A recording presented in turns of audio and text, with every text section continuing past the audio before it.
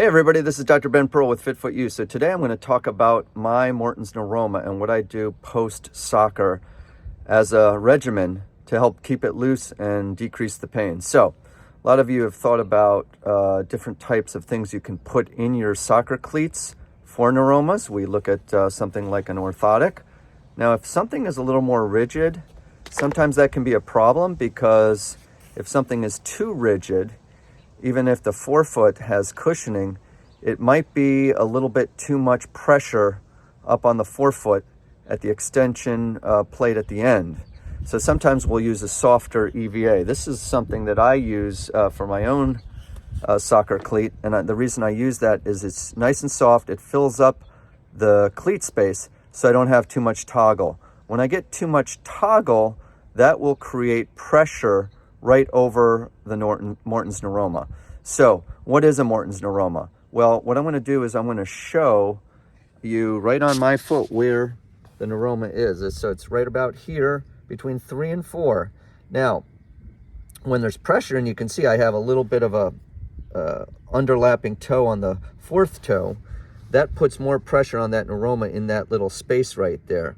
So tiny little space, and then we try to crowd it into something like a soccer cleat where there simply isn't enough room. So that's why post-soccer, I'll wear something like this that has a much wider toe box. So there's shoes like Ultra, shoes like Zellero. Those are all good choices for a post-game recovery, or just like an Adidas slide, something of that nature. Now, other things that I like to do, I like to use things called foam rollers, and people are familiar with these things.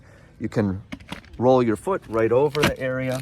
So something like this. This can also be used on the Achilles tendon because oftentimes soccer players are going to have a tight Achilles tendon post-game.